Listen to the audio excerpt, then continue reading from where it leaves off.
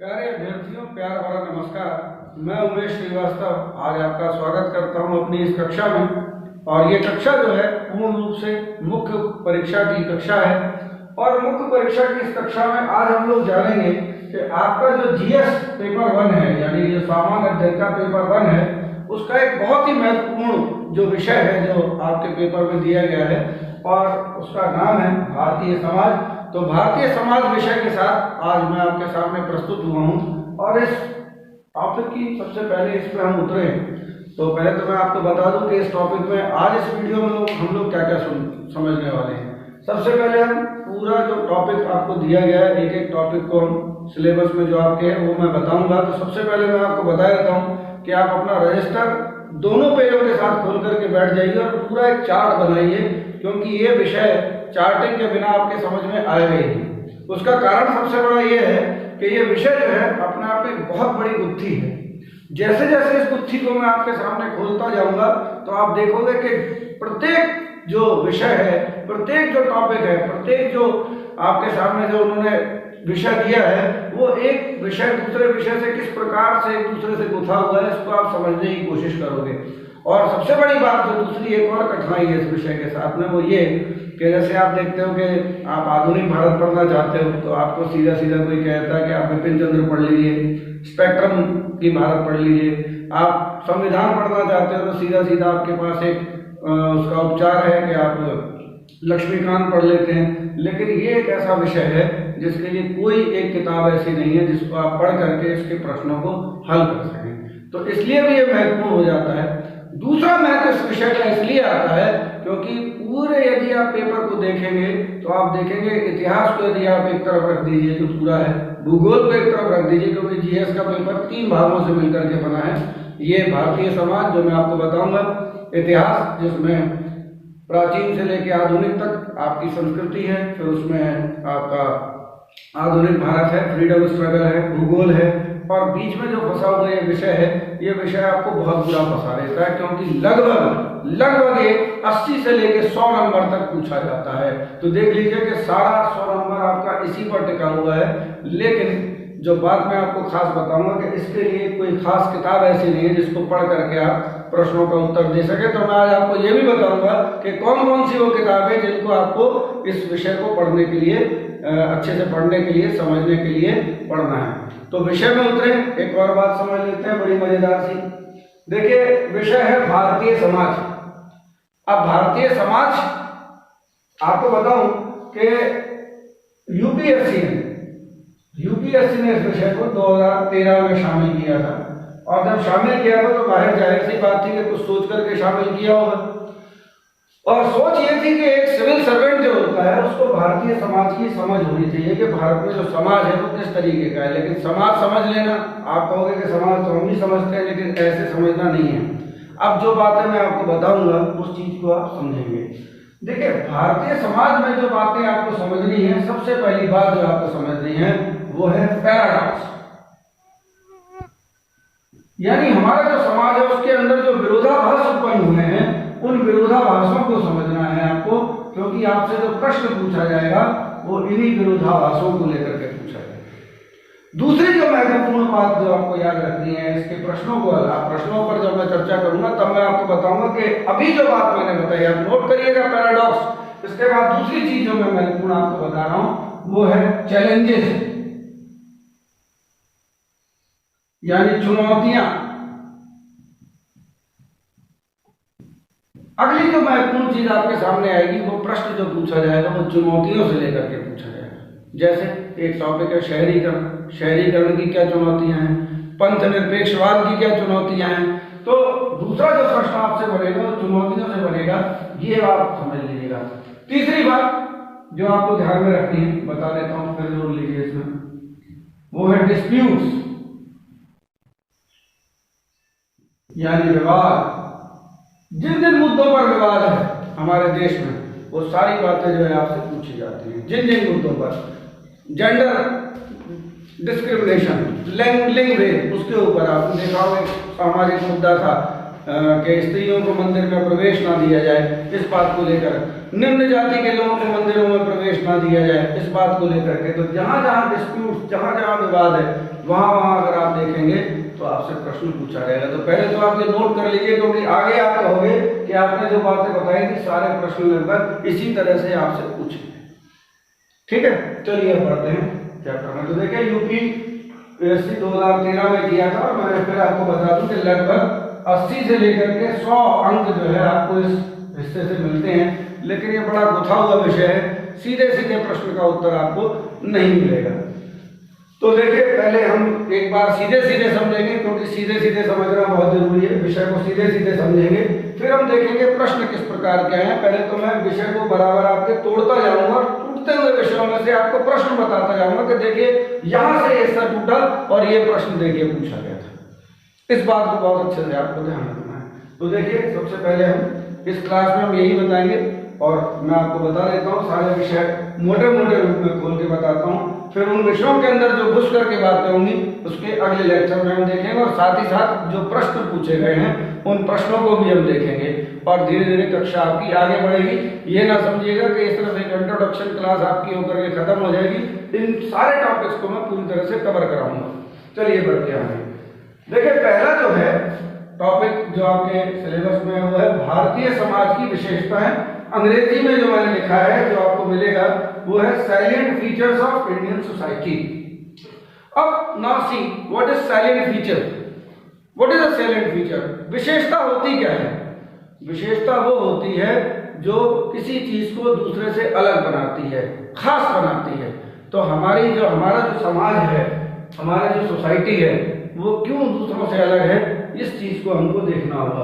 तो हम सारे फीचर्स जब देखेंगे तो उसमें हम लोग पाएंगे कि वो क्या है। मैं बहुत अच्छे से खोल करके आपको बताऊंगा। दूसरा जो टॉपिक दिया है वो है डाइवर्सिटी। अगर आप देखोगे डाइवर्सिटी, जिसको हिंदी में कहते हैं विविधता या विभिन्नता। विविधता जो है इसके लिए ज्यादा अच्छा शब्द है, हिंदी में आप सुनेंगे विविधता, तो विविधता इसके लिए ज्यादा अच्छा शब्द है। विभिन्नता में एकता, विविधता, डाइवर्सिटी। अब देखिए अगर आप बात करें तो मैंने कहा था, देखिए गुत्थी है, उन्होंने कहा सैलिएंट फीचर यानी भारतीय समाज की विशेषता। और अगर आप भारतीय समाज की विशेषता मुझसे एक शब्द में पूछें, या आपसे अगर इंटरव्यू में एक शब्द में पूछा जाए, तो डाइवर्सिटी जो है वही तो एक विशेषता है। अब ये डाइवर्सिटी क्यों सिलेबस में रखा गया, इसको मैं आपको अगले टॉपिक में इतने अच्छे तरीके से, आपको बहुत पीछे जाना पड़ेगा। जब भारत स्वतंत्र भी नहीं हुआ था, हम भारत का स्वतंत्रता संग्राम लड़ रहे थे, वहां से संबंधित है इस विविधता का लेना देना। मैं आपको बताऊंगा कि क्यों, और देखेंगे प्रश्न वहीं से उठता भी है, उठाएंगे बड़े अच्छे से इस चीज को। अभी सिर्फ हम देखते हैं कि एक टॉपिक आपके सिलेबस में जो है वो विविधता या विभिन्नता, जिसको हम कहते हैं डाइवर्सिटी, वो है। अगला जो टॉपिक है हमारे सिलेबस में वो है भारतीय समाज में महिलाओं की भूमिका। यानी कि देखिए, चाहे आप इसको लैंगिक भेद का मामला मान लीजिए, चाहे आप उसको महिलाओं से संबंधित मामला मान लीजिए, विमेन एम्पावरमेंट का मामला मान लीजिए, तो ये बहुत इंपॉर्टेंट जो है टॉपिक है आपके सिलेबस में, और हर साल यहाँ से प्रश्न पूछा जाता है। इसी से जुड़ा हुआ एक टॉपिक है महिला संगठन, विमेन्स ऑर्गेनाइजेशन। यहाँ से भी एक प्रश्न पूछा जाता है, मैं तोड़ करके बताऊंगा यहाँ से कौन कौन से ऐसे पूछे जाते हैं अगले टॉपिक में। अगला जो टॉपिक है वो देखिए जनसंख्या और संबंधित विषय, यानी पॉपुलेशन एंड रिलेटेड इश्यूज। अभी इसी के साथ साथ मैं किताबें बताऊंगा कि कहाँ से टॉपिक आपको पढ़ने हैं। समझ आपकी वहीं से बनेगी, लेकिन प्रश्न बड़े चैलेंजिंग होते हैं इस विषय से, उसको कैसे हल करना है ये भी मैं आपको बताऊंगा। इसके बाद अगला गरीबी, पॉवर्टी और उससे संबंधित समस्याएं जो हैं, डेवलपमेंट इश्यूज, शहरीकरण, समस्याएं और समाधान। शहरीकरण यानी आपका अर्बनाइजेशन है, दिल्ली की क्या समस्याएं हो सकती हैं आपको समझ में आ सकता है, लेकिन यहाँ से थोड़ा सा प्रश्न बड़ा सीधा सीधा कभी पूछ लिया जाता है, लेकिन घुमा करके भी पूछा जा सकता है। इसके बाद देखिए भारतीय समाज पर भूमंडलीकरण का प्रभाव। अब ये अपने आप में एक विशाल टॉपिक है, जो फिर जाकर के आपके रिलेट होगा इसी विविधता से, इसी समाज से, समाज की विशेषताओं से, इन्हीं औरतों से जिसके बारे में पूछा जा रहा है। बार बार जाकर के ये चक्र जो है आप देखोगे, मैं अगले टॉपिक में आपको बताऊंगा, ये इसी तरह से रिलेट होगा। इसलिए मैंने कहा ये गुत्थी है, इसके बाद देखिए सामाजिक सशक्तिकरण, यानी समाज का सशक्तिकरण करना। अब जो शक्तिशाली है उसका तो सशक्तिकरण होगा नहीं, किनका सशक्तिकरण होगा? समाज में वे लोग जो अशक्त रह गए, समाज में वो लोग जो पिछड़ गए। कौन? महिलाएं। कौन? ऐसी जाति के लोग, ऐसे ट्राइब्स, शेड्यूल कास्ट, वही लोग तो पीछे रह गए। तो देखिए मैंने कहा था कि फिर वहीं पहुंचेंगे हम जहां पर हमको पहुंचना था। जब आप विविधता देखोगे तो फिर वही सशक्तिकरण। इसके बाद जिसको हम लोग कहेंगे सोशल एम्पावरमेंट। और इसके बाद कुछ खास टॉपिक है जिनको मैंने अलग उठा करके रखा है, अलग से दिखाया है आपको। उनमें पहला टॉपिक है सांप्रदायिकता। देखिए भारत की विविधता जो है पहचान है, एक सैलिएंट फीचर है। उस सैलिएंट फीचर में कई धर्म के लोग रहते हैं। उन धर्म के लोगों के बीच में आपस में फिर विवाद होता है। मैंने क्या बताया था? डिस्प्यूट। उनको साथ में रखना एक चैलेंज है। फिर मैंने बताया था यहीं से प्रश्न पूछा जाता है, सांप्रदायिकता, कम्युनलिज्म आपके सिलेबस के टॉपिक में दिया हुआ है, तैयार करना, हर बार प्रश्न पूछा जाता है। इसके बाद देखिए क्षेत्रवाद। भारत में चूंकि हर प्रकार की विविधता है तो भिन्न भिन्न क्षेत्रों में रहने वाले लोग अपने आप को एक क्षेत्र का मानते हैं और कई बार उस क्षेत्र से प्रभावित होकर के अलगाववाद का रूप धारण कर लेते हैं, अलग राज्य की मांग करने लगते हैं। बहुत सारे उनके अंदर समस्याएं पैदा होती हैं उनके साथ में। ये क्षेत्रवाद की धारणा कई बार क्या होती है? राष्ट्रीय एकता को प्रभावित करती है। तो देखिए विविधता है, इसी का कारण क्षेत्रवाद उत्पन्न होता है। इसकी मैं बड़ी पूरी कहानी अगले लेक्चर में आपको सुनाऊंगा कि आखिर ये समस्या बनी हमारे लिए क्यों। इसके बाद अंतिम रूप से जो टॉपिक है वो है पंथ निरपेक्षवाद, यानी सेक्युलरिज्म। सेक्युलरिज्म हमने जब ये चुना कि हमारे यहाँ भाई विविधता है, उस विविधता के अंदर धार्मिक विविधता भी, कई सारे धर्म के लोग हैं और आज से नहीं है, हजारों सालों से यहाँ पर बहुत सारे धर्म के लोग रहते आए हैं और हमारी ये धारणा रही है कि सारे धर्म के लोग एक साथ रहें हमारे साथ। और चूंकि हमारी ये धारणा रही है तो जाहिर सी बात है कि हमारी धारणा, हमारी जड़ों में पंथ निरपेक्षवाद है, शुरू से है। लेकिन इसको लेकर के फिर मैंने वही बात बताई थी, चुनौतियां आती हैं सामने, चैलेंजेस आते हैं और आपका विवाद उत्पन्न होता है हिंदू मुसलमान का। आज हिंदू मुसलमान का होता है, कभी जमाने में वैदिक काल के बाद 600 ईस्वी में बौद्धों और ब्राह्मणों के बीच में विवाद हुआ करता था। एक लंबी प्रक्रिया है, इसको जब आप समझोगे तो आपकी समझ में आएगा। लेकिन आज प्रासंगिक प्रश्न जो पूछे जाते हैं वही आपसे पूछे जाएंगे। तो ये तो हुआ हमारा पूरा सिलेबस, इसको आप बहुत अच्छी तरीके से नोट कर लीजिएगा। मैंने एक एक टॉपिक आपको बताया है, इससे कोई भी अलग टॉपिक नहीं है। अब हम लोग चर्चा करेंगे उन पुस्तकों की जिन पुस्तकों का आपको अध्ययन करना है। ये आखिरी चीज है इसमें। तो मैं आपको बुक्स के नाम बता देता हूँ, थोड़ा सा एक तरफ से मिटा हूँ, आप लिख लीजिएगा वीडियो को पॉज करके। एक तरफ से मैं पुस्तकों के नाम आपको बताता हूँ, एक तरफ कौन कौन सी किताबें आपको पढ़नी है। Books to be red.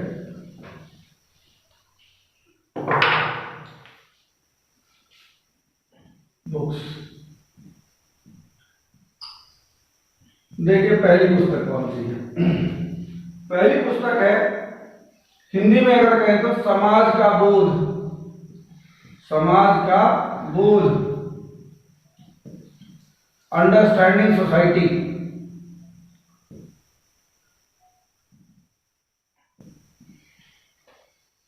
ये पुस्तक जो है एनसीईआरटी की पुस्तक है और ये पुस्तक जो है 11वीं क्लास की पुस्तक है। इसको आप सबसे पहले पढ़िए।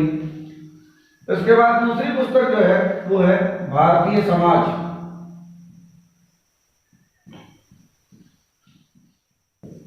यानी Indian society. This is also the same NCERT but it is of 12th class, तो आपको 12वीं क्लास से पढ़ना है। तीसरी इंपॉर्टेंट जो बुक है आपकी वो है आपका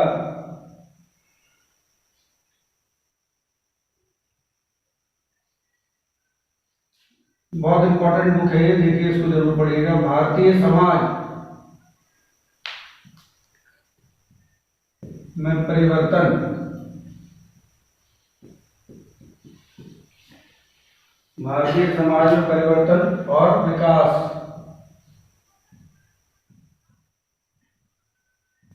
यानी changes in Indian society, changes and development in Indian society, ये भी 12वीं क्लास की एनसीईआरटी है फिर से।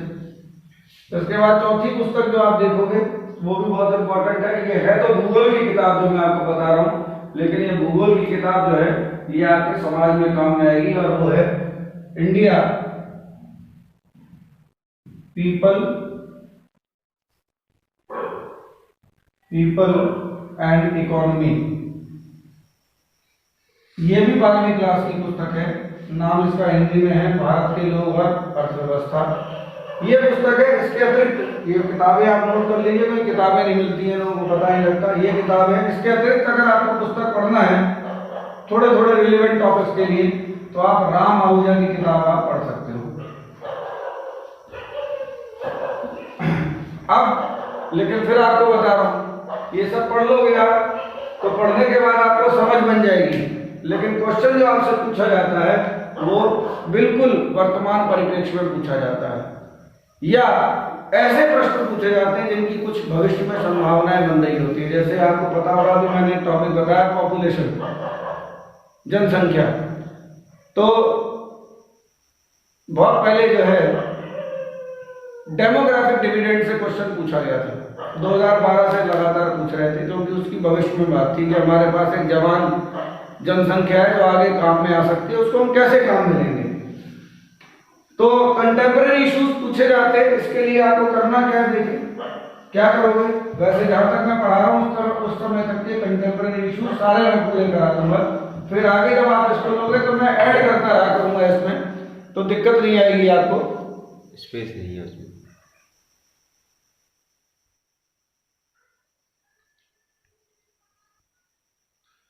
तो आपके लिए है क्या, अखबार। अखबार यानी न्यूज़पेपर। तो न्यूज़पेपर के लिए आप चाहे हिंदी मीडियम के हो या इंग्लिश मीडियम के हो, very strictly I am recommending you that you have to depend on the Hindu. इसके अलावा कोई चारा है नहीं। The Hindu, the Indian Express, और एक और बहुत अच्छा अखबार बता रहा हूं मैं आपको, मिंट, लाइव मिंट। ये बहुत अच्छा अखबार है, लोगों की नजर में नहीं आया, लेकिन इसमें लेख बहुत अच्छे छपते हैं। सोशल इश्यूज आप पढ़ोगे इस पर, बहुत अच्छे आते हैं। तो ये तो थी आज की हमारी कक्षा, और आज की कक्षा में मैं आपसे जो मैं आपको समझाना चाहता था सारी बातें मैंने आपको बता दी हैं। इसके बाद अगली कक्षा में मैं डाइवर्सिटी और सैलिएंट फीचर्स को बहुत अच्छे से आपको समझाऊंगा। तब तक मैं आशा करता हूं कि सारी पुस्तकें और सारी चीजें आप अपने पास रख लेंगे। तब तक के लिए अलविदा। सुनने और सराहने के लिए बहुत बहुत धन्यवाद।